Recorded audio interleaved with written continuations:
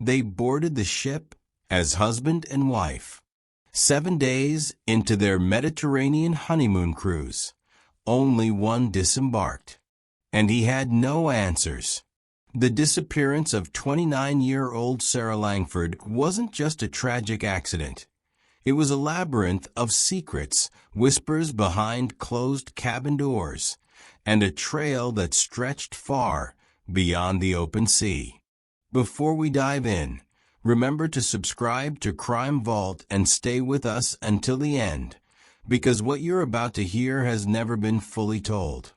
And by the time we reach the last port, you may find yourself questioning everything you thought you knew about love, trust, and what really happened on that ship.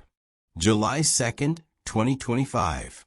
The Aurora Seabound departs from the port of Marseille, a luxury vessel hosting over 2,500 passengers. Among them, Sarah Langford and her husband, Daniel Hartwell. Newly married, high school sweethearts from Vermont. She a graphic designer with a love for marine wildlife. He, a financial advisor known for his calm, collected demeanor. By all accounts, they were the picture of honeymoon bliss. They posted photos, sipping sangria in Barcelona, watching sunsets off the Amalfi Coast, laughing during a group salsa class in Ibiza. Nothing seemed out of place until day 7. That morning, Sarah missed the dolphin-watching excursion she talked about for weeks. Room service delivered breakfast for 2. Only one plate was touched. And Daniel? He said he assumed she went ahead without him. But no one saw her leave the room. No cameras caught her on deck. And by nightfall, the ship's security was conducting a full cabin search. Sarah Langford was nowhere to be found. The official report listed her as presumed overboard. Daniel was distraught, or so it appeared. He wept during interviews, begged for updates, and insisted she must have slipped while leaning over the railing. But crew members noted something else. A steward, who asked not to be named, told authorities he heard raised voices from the couple's suite the night before. It wasn't the kind of fight you forget, he said. Someone was crying. Something crashed. But the ship didn't stop. It was another 14 hours before port. And by then, any trace of Sarah, if she had fallen, was lost to the sea. Or was it? When investigators combed through security footage, they found something odd. A camera facing the hallway near the couple's suite had a 2-hour blackout. Just after 2:13 a.m., the same time a passenger in the cabin next door reported hearing a loud thud and a dragging noise. When asked, the ship's technical officer claimed the camera had a known glitch. It had been scheduled for replacement, but there was no formal log. And Sarah's phone? Found under the bed, cracked, with its SIM card removed. Back in Vermont, Sarah's family refused to accept the accident narrative. She was cautious. She was excited. She was in love, said her sister, Mallory. She wouldn't just vanish. But deeper digging painted a different picture. Just 2 weeks before the wedding, Sarah had searched online for how to hide money from spouse and divorce laws international cruise. Her emails revealed a conversation with someone named L, an unknown contact saved under the name Lighthouse. Their thread included encrypted attachments and one chilling message. Everything changes once you're back on land. Just survive the week. Authorities issued a subpoena to investigate Daniel Hartwell's financial records. What they found raised more questions than answers. 2 months before the wedding, Daniel had taken out a life insurance policy on Sarah. 3 policies, in fact. totaling $2.5 million. And the kicker? He tried to file a claim within 48 hours of reporting her missing. Still, with no body and no clear evidence of foul play, no charges were filed. Yet the deeper they dug, the stranger it became. Interpol flagged a transaction made on a cryptocurrency exchange to a burner wallet connected to a known fixer in Naples on the night Sarah disappeared. And that camera blackout? A forensic review revealed signs of tampering from inside the ship's IT system. Someone had planned it. Then came the message. An anonymous tip sent to Sarah's sister. A photo. Blurry. Grainy. But unmistakable. Sarah. Standing near a street vendor in Tangier, Morocco. Alive. Weeks after she vanished. Was it real? Or a cruel hoax? Interpol opened a new case. The ship's crew was re-interviewed. Daniel was barred from leaving the country. But when investigators tracked down the Moroccan vendor, he remembered her. She was nervous. Paid in American dollars. Left in a black van with tinted windows. Then a break. One of the ship's waitresses, Natalia Dobrev, came forward. She'd held her silence, fearing for her job. But guilt took over. She remembered serving the couple dinner the night Sarah disappeared. She looked different that night, Natalia said. Like she knew something, or was about to do something hard. Sarah had slipped her a note with a tip. 5 words, scrawled in pencil. If I vanish, find Lighthouse. But no one knows who or what Lighthouse really is. Until now. Through digital forensics, Sarah's email metadata traced Lighthouse to an IP address registered to a private security firm in Geneva. A shell company. No employees. Just a name, Wexler Consulting. A name that, according to whistleblower files, has ties to offshore intelligence work, corporate sabotage, and high-end disappearances. Was Sarah running? Or was she taken? Because she knew something she shouldn't? Daniel Hartwell maintains his innocence. No charges have been brought. Sarah Langford is still officially listed as missing. But there's one last thing. A satellite image, captured by chance, 6 weeks after her disappearance. A coastal villa in Corsica. A woman, blonde, thin, walking in the garden. She looks over her shoulder, right into the camera, and then she disappears behind the trees. Was it her? Or the ghost of a woman the world chose to forget? The search began at sunrise. Crew members combed the decks with grim determination. Dogs were brought in. The Mediterranean shimmered in the background, calm, indifferent. Inside cabin 726, the bed was untouched.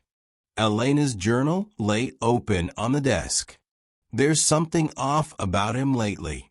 I know he's hiding something. She meant Daniel, her new husband. Authorities tried not to jump to conclusions. But suspicion is a tide that rises fast. Daniel was questioned. Again and again. No, I didn't see her after dinner, he repeated. She said she wanted to take a walk, clear her head. But security footage said otherwise. At 10:14 p.m., a woman matching Elena's description is seen entering the hallway. But not alone. Another figure, taller, wearing a white linen suit, walks beside her. The footage is grainy, face obscured. But what happens next chilled investigators. The man reaches for Elena's hand. She recoils. Then the footage cuts out. Camera failure, they said. Power surge. Coincidence? or sabotage. Later that day, divers found something. Not Elena. A velvet pouch, weighted, sunken, tangled in a coral shelf. Inside, a single gold earring. Elena's, confirmed by her sister. And a flash drive. Encrypted. But the ship's IT officer cracked it in under an hour. The contents? A folder titled Arcadia. Inside, dozens of PDFs, photographs, scanned passports. Some names blacked out. One name stood out, Julian Rell. A man last seen in 2014. A whistleblower. Reported missing. From a different cruise ship. The Arcadia wasn't just a vessel. It was a pattern. A code name passed between ships, always luxury liners, always in international waters, and always ending in disappearance. Elena had found something. In her journal's back flap, a torn page was taped. Room B19. I heard them talking about it. I think. I'm not supposed to be here. Room B19 was sealed off, listed as storage. But when authorities opened it, it was furnished, lavishly.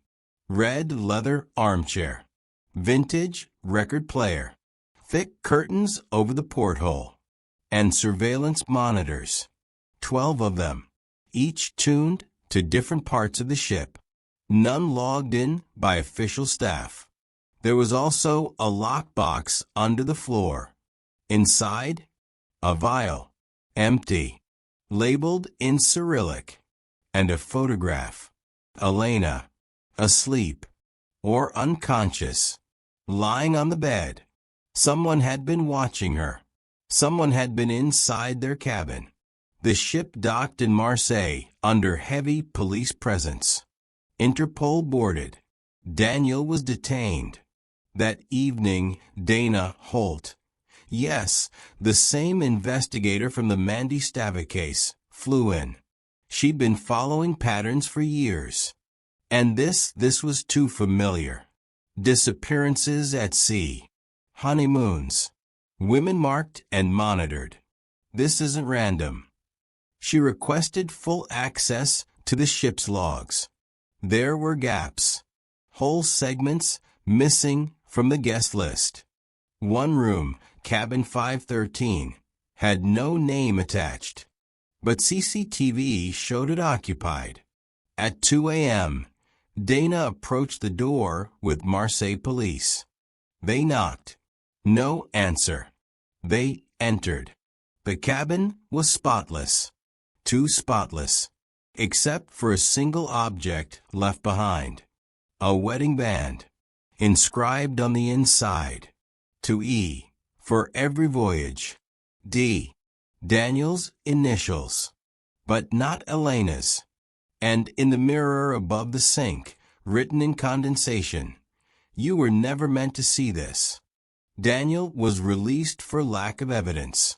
He boarded a private jet to Malta that same night. He hasn't been seen since. Elena's body was never found. But her journal, the flash drive, and the photo in room B19 were enough to spark something. A deeper probe. A new task force. And whispers of something darker. A secret network that stretches across the Mediterranean. A ritual repeated over decades. Always the same type of victim. Always the same silence afterward. And at the heart of it, a man called Rell, whose name was supposed to be forgotten. 1 month later, Dana received an envelope. No return address. Inside, a satellite image of a remote island off the coast of Tunisia. A list of names. Elena's was circled. And a handwritten message. "She's not the last. Arcadia lives." Was Elena taken? Was she chosen? Or is she still out there? There are islands so small, so forgotten by governments and maps, that only smugglers and secrets know their names. Elena knew where to look. She didn't trust the French authorities. Not after what she saw in that Marseille port registry. Room B-19 wasn't a room at all. It was a designation. A private berth unlisted, paid for in cash by an offshore account linked to something called IRA Holdings. No paper trail. No CCTV. But one longshoreman remembered something. A man, tall, pale, wearing a black hat despite the summer heat. He helped carry a box off the cruise ship. A heavy one. No markings. No customs check. The same day, Daniel vanished. Elena followed the paper trail anyway.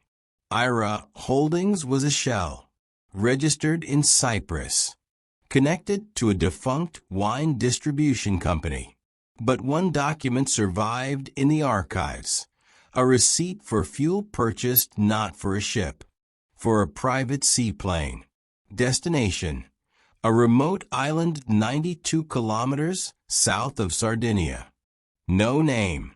No official designation. Locals only call it Isola del Silenzio, the Island of Silence. Dana Holt didn't want her to go alone.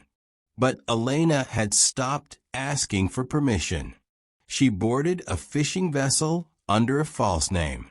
Just her, a pack of documents, and one photograph, Daniel, laughing on the deck of their honeymoon cruise. The captain, a sun-scarred man with one eye and a face carved by years at sea, warned her. That island doesn't want visitors. They dropped her at dusk. Told her they'd return in 48 hours. If she wasn't back by then, they wouldn't wait. The island was smaller than she imagined. No docks. No obvious paths. Only dense vegetation, strange rock formations, and the constant hum of insects. But as night fell, she saw something strange. A faint blue glow from the trees. Not natural. Not safe. She followed it, carefully. Every branch cracked under her feet like a scream. And then, a clearing. Metal fencing. Cameras. A modern facility tucked behind camouflaged walls. And a symbol etched into the gate. A spiral surrounding a black dot. She had seen that before. On the cruise. On a bracelet worn by the ship's wellness coordinator, who never gave her real name. Inside the gate, she found the truth. The facility wasn't abandoned. It was operational. Armed guards, men and women in white lab coats, and people, dozens, being led through narrow halls in silence. Some wore cruise ship uniforms. Others didn't look like staff or passengers. One man passed her, eyes blank, lips moving without sound. Elena ducked behind a storage crate. Then she heard it, overhead. A voice on an intercom. Subject 29 was successfully transported. Initiating sensory nullification sequence. We begin the observation protocol at sunrise. Subject 29. Daniel had been cabin 229. Coincidence? Or designation? She had to get inside. She waited until the guards rotated, scaled the outer wall, slipped in through a maintenance vent. The air inside was sterile, too quiet. She followed the markings. OBS 3. Silence, intake wing. Detainment, level -2. There were no windows. Only soft lights and soft sounds, looped, hypnotic music. Like a lullaby. She reached a corridor. Locked doors. Observation glass. One room had drawings on the wall, spirals, eyes, maps with no countries. Another had a girl. Young, blonde, wearing a track jersey. Elena gasped. It was the same girl from the photo Dana received. The girl who was supposed to be next. But it wasn't just her. There were others. At least a dozen rooms. Each one labeled with a number. Some empty. Some not. And then she found him. Room 19. Daniel. Unshaven. Thin. Hooked to monitors. Eyes open but unblinking. She burst in. Rushed to his side. Daniel, it's me. I'm here. He looked at her. But his lips didn't move. Not a single word. Instead, a whisper came from the speaker in the ceiling. Silence is the gift. Noise is the curse. The offering must remain undisturbed. Alarms blared. Lights flashed. They were coming. Elena grabbed Daniel's arm, tried to pull him up. He didn't move. Couldn't. Then he spoke. Just one line. But it changed everything. You weren't supposed to find this place. Elena froze. Daniel's voice echoed through the sterile chamber. But it wasn't his voice. Not really. It was deeper, slower, as if filtered through something or someone else. She leaned closer. Daniel, it's me. You have to come with me. Now. His eyes fluttered. Something behind them, something ancient, something broken, flickered to life. No, he murmured. The offering isn't done. Outside the room, boots thundered down the corridor. Guards in dark uniforms. Face shields. Tranquilizer rifles. Elena grabbed Daniel's hand and ducked back toward the vents. But he wouldn't move. They made me hear it, Elena. Every day. The hum. The spiral. The silence. It gets inside you. You can fight it, she whispered. You have to. Then the door opened. 3 guards rushed in. One raised his weapon. But before the dart fired, the entire facility shuddered. Lights flickered. An alarm shrieked. Then a voice filled the air. Security breach. Level -3. Containment failure. The guards froze. One turned to leave. Then screamed. From the corridor came a figure. Barefoot. Bleeding from the nose. Eyes rolled back. A young boy, maybe 10 years old. He walked slowly, head tilted, humming something that made the guards drop their weapons and claw at their ears. Then the lights blew out. Total darkness. Elena grabbed Daniel. Ran. Somewhere in the chaos, they found an elevator shaft. It wasn't moving. So Elena did the only thing she could. Pried open the emergency hatch and climbed. Hand over hand. Dragging Daniel with every breath. He kept mumbling. They made me choose. They said only one could return. The spiral isn't just a symbol. It's a door. They reached the surface just before sunrise. The forest around the facility burned silently. No flames. Just trees disintegrating. No animals. No wind. Just the strange blue glow pulsing from beneath the earth like a heartbeat. They staggered to the edge of the island, just as the fishing boat appeared in the mist. But when Elena turned to look back, the island was gone. Not burning. Not sinking. Just not there. The facility. The spiral. The voices. Gone like they had never existed. Back in mainland Italy, Daniel was placed under quarantine. The doctors said his brain scans made no sense. Waves of activity in regions long thought dormant. A pattern repeating in his frontal lobe, one they'd never seen before. Like a spiral. Dana Holt met Elena in a coastal cafe weeks later. Elena dropped a thick folder on the table. Photos, transcripts, blueprints from the facility. I thought it was just human trafficking, Dana said, scanning the files. But this is something else. A doctrine. Elena nodded. They don't take people for ransom or labor. They take people to listen, to train them in silence, to become something else. Dana hesitated. There's more, isn't there? Elena slid over one final photo. Black and white.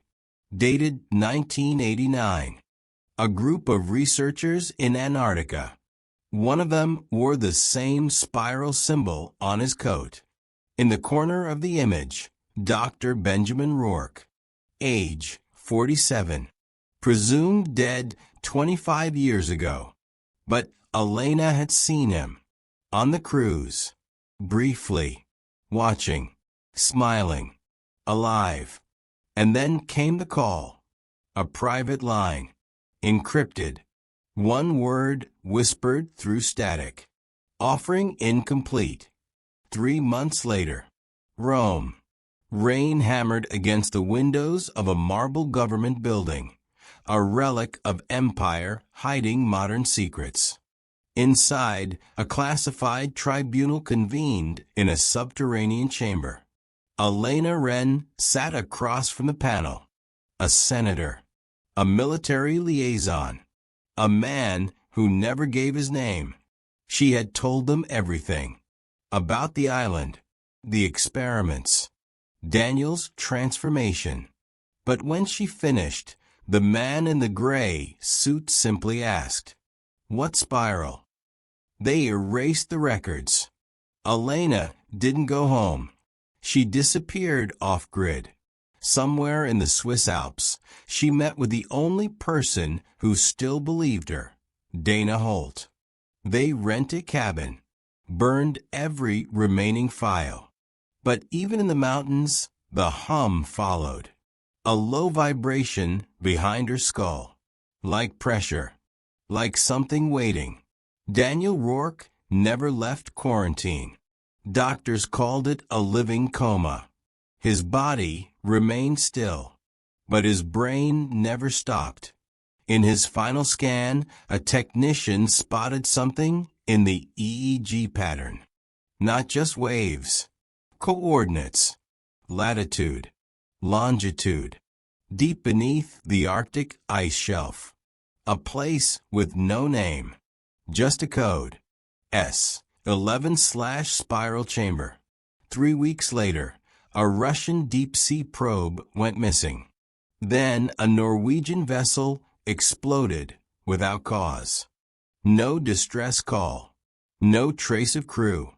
And in a leaked satellite photo far off the Greenland coast, a perfectly circular melt zone, thousands of feet wide, glowing faintly blue.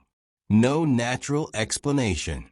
Back in the cabin, Elena awoke one night to find Dana gone. On the table, a note, a spiral drawn in blood. No words, just the symbol. Some say it's a frequency. Others call it a language. Elena called it a door. And if that's true, then someone is still opening it. As for Benjamin Rourke, he was last seen near Tromsø, Norway, smiling as he stepped aboard a freighter headed north. Some say he was never human, or not entirely, because he didn't age. He didn't breathe in the cold. And just before the ship disappeared from radar, crew members reported hearing a sound below the decks. Not a voice, not a machine, just a hum. And that's where the story ends and begins again. Because the spiral has no end, only descent. And once you've heard it, it never stops.